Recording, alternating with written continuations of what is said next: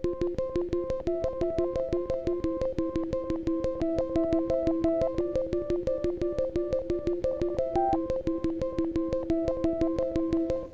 morning, everyone. It's Todd with Bowerly Consulting Services. How are you doing today?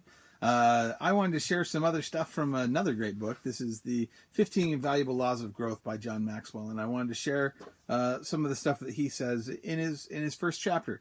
But here's the reason why I want to share it. So the other day I was on LinkedIn and I saw that someone was asking about having a coach, right? About coming back into the workforce after being a stay-at-home mom for a long period of time.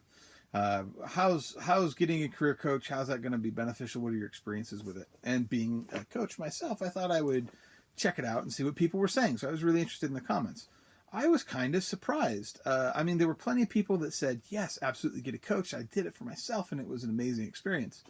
But there were quite a few people that were saying, oh, just go with the flow. You have such great talents and abilities. The universe will open up for you and you'll find what you want, and just take a job, even if it's just a part-time job, just to start, and you'll discover something as you start working and having experience, and don't stress about it. Don't think about it too much, because none of us really knows what we're good at, and we just kind of stumble into it anyways. That's kind of how life works. So just do that. And I was kind of blown away because everything that I have been reading has been all about intention. That the more you are specific with your goal and intentional with your actions, the more you can achieve an accomplishment. I think that is really how things work. Yes, you can go with the flow and take the scenic route and get there, but you can shorten that time by being intentional about it. So this first chapter is the law of intentionality, and he begins by saying, do you have a plan for your personal growth? If you don't have a plan, you might not grow. So he talks about several different assumptions that are in the book. I'll go through them just kind of real quick. The first one is that we just kind of assume growth is going to happen naturally. Well, when we're kids, we naturally grow. Physically, we grow. We have structures in place. We go to school. We learn things. It just kind of happens. We don't put a lot of intention into our growth.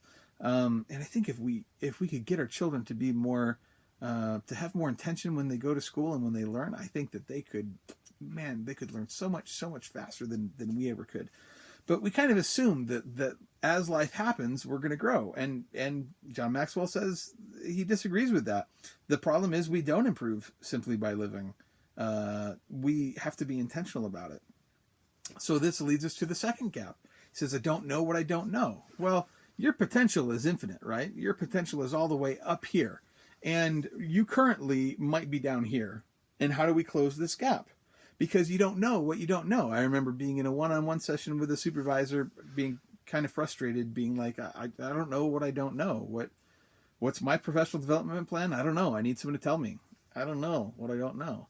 Well, that's it. You have to go to someone who knows more than you, who can teach you. And then it leads to the third one. Oh, it's not the right time. I'm changing careers. My husband's got a new job. We're going to be moving here in the next 6 months. When I don't have the money. When my tax return comes in, maybe I'll invest in a coach.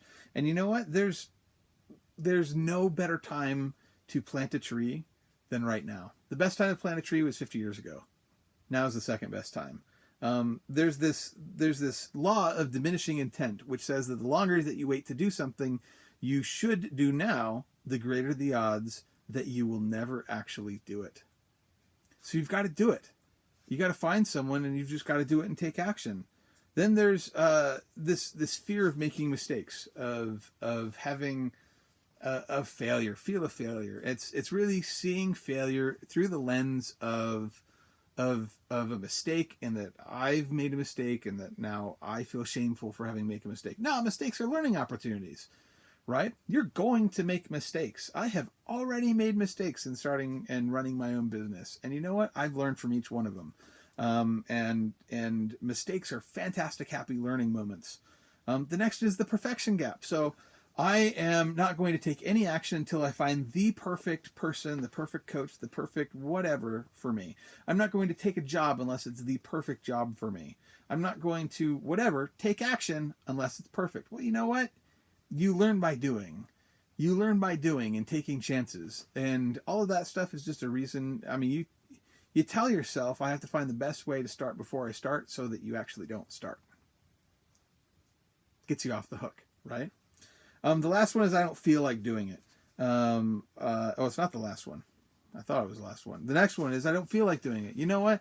No one ever feels like getting up early in the morning. No one ever feels like doing these things. We have to have an intolerance for our current situation to a point where it's going to force us to do uncomfortable things that we don't feel like.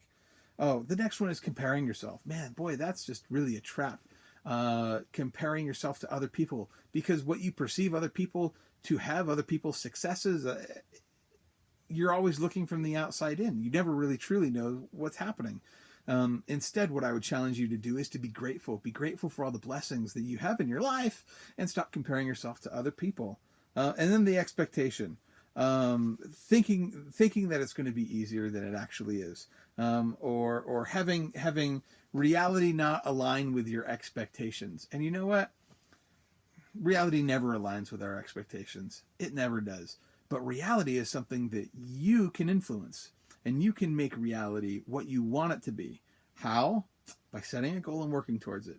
By acting with intention. You will eventually affect the world outside you. You will. You don't have to be a victim of circumstance. Instead, you can be a champion of your own circumstances. You are the captain of your own ship. You are the master of your own destiny.